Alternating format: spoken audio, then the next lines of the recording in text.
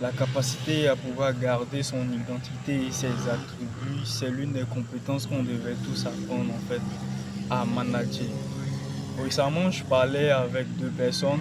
J'étais dans un store et du coup directement deux messieurs en face ont commencé à s'adresser à moi et tout d'un coup j'ai tout de suite su d'où ces personnes-là venaient à cause de leur accent.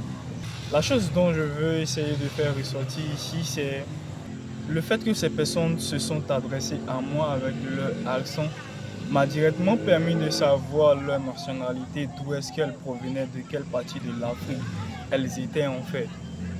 Ce qui me permet de revenir sur un point, c'est que aujourd'hui notre société, elle essaie en fait de nous pousser à appartenir à une certaine catégorie. Elle essaie de nous pousser à tous faire partie d'un certain moule, c'est-à-dire avoir une certaine esthétique, à s'exprimer, à parler avec un certain type d'accent, ce qui provoque beaucoup un complexe chez nous en tant que jeunes, en tant qu'Africains ou en tant que, je sais pas, peu importe. J'en connais plein qui, tu vois, qui essaient en fait d'imiter un certain type d'accent. Je dis pas que c'est mauvais, mais il y a certains, à force de vouloir trop jouer à ce game, ils finissent par perdre leur propre identité en tant que personne, en tant qu'Africain. Peu importe d'où tu viens, à force de jouer à ce game, tu peux finir par perdre ta propre identité.